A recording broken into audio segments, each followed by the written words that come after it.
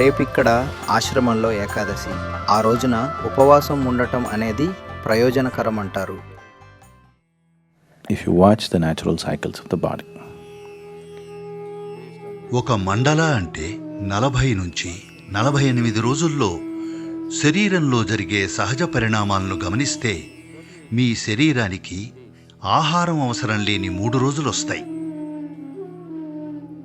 ఆ రోజు ఏది అన్న స్పృహ మీకు లేకపోతే అందుకోసం భారతదేశంలో ఏకాదశి అనే దాన్ని నిర్ణయించారు. అంటే పౌర్ణమికి 4 రోజుల ముందు, అమావాస్యకు 4 రోజుల ముందు ఆ రోజు తినరు.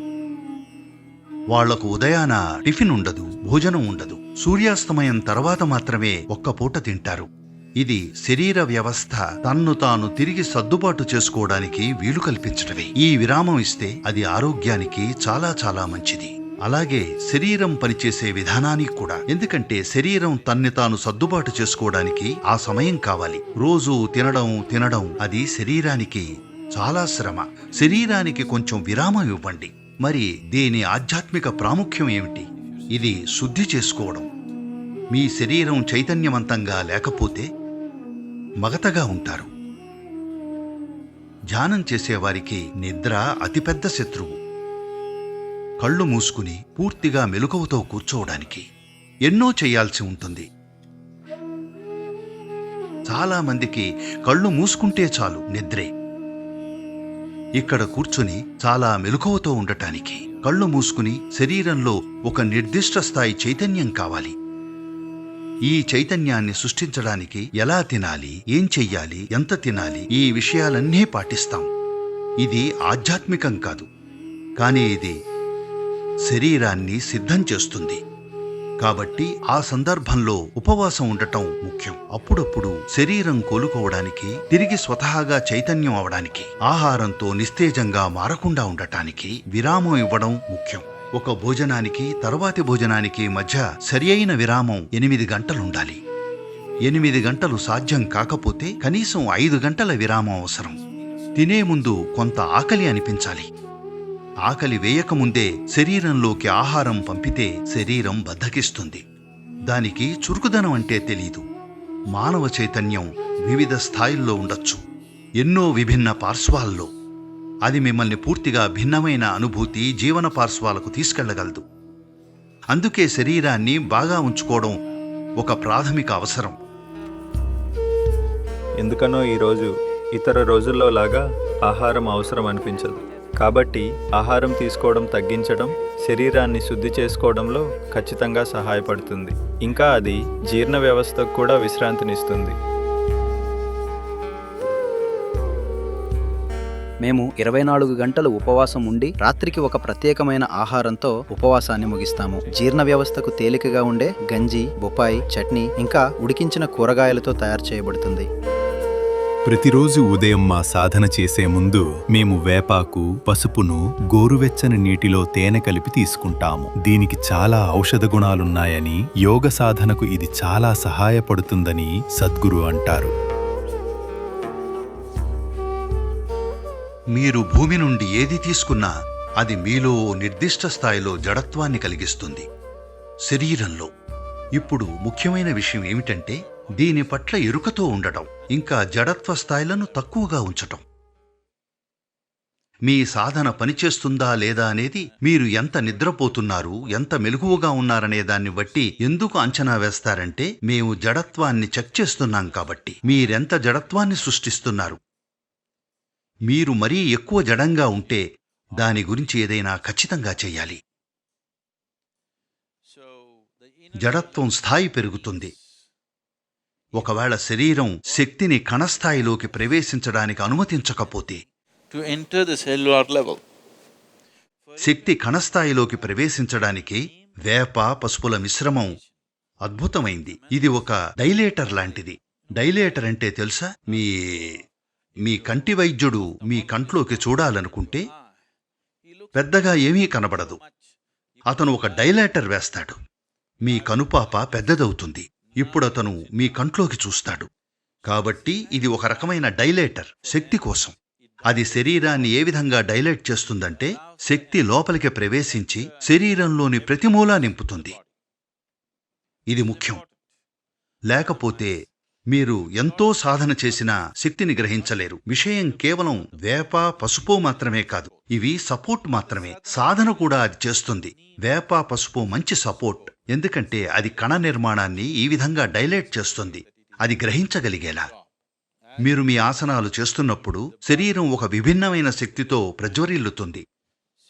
అందువల్ల వేప, పసుపులను కొద్దిగా తేనె నీటితో తీసుకోవడం వ్యవస్థను శుద్ధి చేసుకోవడానికి, అలాగే డైలేట్ చేయడానికి ఒక అద్భుతమైన మార్గం ఇది. మీరు సాధన చేసినప్పుడు అది కండరాలకు మృదుత్వాన్ని తెస్తుంది. ఇంకో విషయం ఏమిటంటే డైలేషన్ కండరాలకు మృదుత్వాన్ని తెస్తుంది. కాబట్టి ఆ మృదుత్వం పర్యవసానంగా మీరు నెమ్మదిగా వ్యవస్థను మరింత శక్తివంతమైన అవకాశంగా చేసే ఒక మార్గంగా మారుతుంది.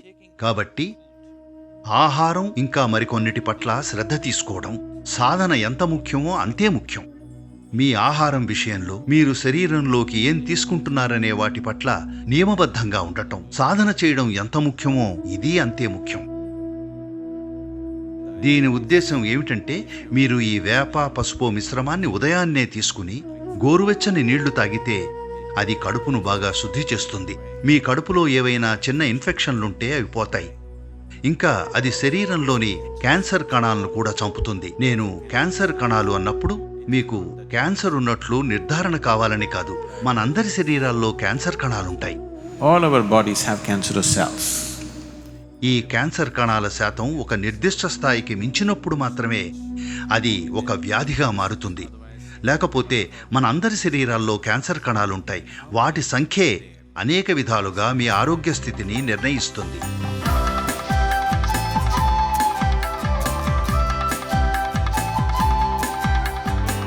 మేము ఇప్పుడే మా ఉదయం సాధన ముగించుకుని బ్రంచ్కి వెళ్తున్నాము.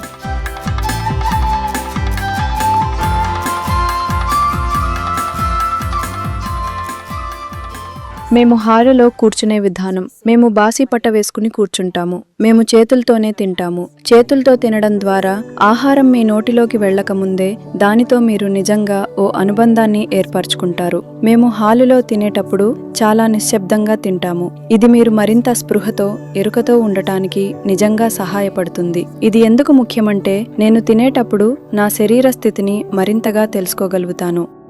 ఇంట్లో టీవీ చూస్తూ తినేటప్పుడు మీరు చిప్స్ ప్యాకెట్లో చెయ్యి పెడతారు. కొద్దిసేపట్లోనే ఇక చిప్స్ మిగలవు. కానీ మీరు స్పృహతో తిన్నప్పుడు మీ శరీరంలోని స్పందనలను మరింత బాగా గమనించగలరు. ఎప్పుడు ఆపాలో తెలుసుకోగలరు.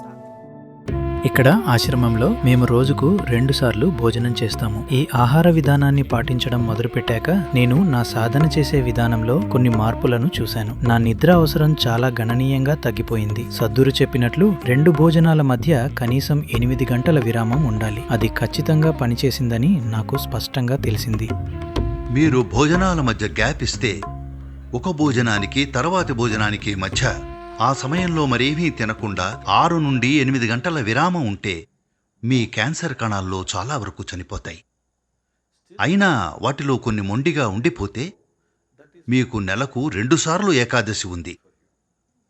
ఇప్పుడు పెద్ద పెద్ద అధ్యయనాలు జరుగుతున్నాయి. వాళ్ళు కూడా ఇదే చెప్తున్నారు. కొంతకాలం పాటు మీరు ఉపవాసం ఉంటూ ఉంటే, ఉపవాసం అంటే 8 రోజులు 15 రోజులు ఉండి మిమ్మల్ని మీరు చంపుకోవడం కాదు. లేదు, ఈరోజు సాయంత్రం భోజనం చేస్తే మళ్ళీ రేపు సాయంత్రమే భోజనం. మీరు ఇంత ఖాళీ ఇస్తే చాలా క్యాన్సర్ కణాలు చనిపోతాయి. అన్నీ పోతాయా? లేదు. కొన్నింటికి ఎలా నక్కి ఉండాలో తెలుసు, కానీ అవి తమ సంఖ్యను పెంచుకోలేవు. ఒకచోట గుంపుగా చేరి ఒక వ్యాధిగా మార్చలేవు. Gang up in one place to become an ailment. ఇది కేవలం ఏ విధమైన ఆహారం, ఇంకా ఎన్నిసార్లు ఆహారం తీసుకుంటామనే దాని గురించే కాదు, ఆహారం ఆరోగ్యాన్నిచ్చే, చలవ చేసే గుణాల గురించి కూడా. వాతావరణానికి అనుగుణంగా ఇది మారుతుంది. సరైన సమతుల్యతను సృష్టించడానికి ప్రతిదీ సమకూరుస్తారు. శిక్షణ సమయంలో మధ్యాహ్నం మేము ఒక సూప్ కూడా తీసుకుంటున్నాము. మధ్యాహ్నం పూట మీకు ఇక్కడ స్థానికంగా కొల్లు అని పిలిచే ఉలవలు, ఇక్కడికి వచ్చిన ఇంగ్లీష్ వాళ్ళు దానికి హార్స్ గ్రామ్ అని పేరు పెట్టారు. కాబట్టి హార్స్ గ్రామ్ సూప్ మీకు మధ్యాహ్నం ఇస్తారు. మీరు హార్స్ గ్రామ్ సూప్ తాగితే, ఇంకా హార్స్ గ్రామ్ అనేది పప్పు ధాన్యాల్లో ఒకటి, lentils. అది ఈ భూమి మీద కనిపించే అత్యధిక ప్రోటీన్ ఉన్న పప్పుధాన్యం.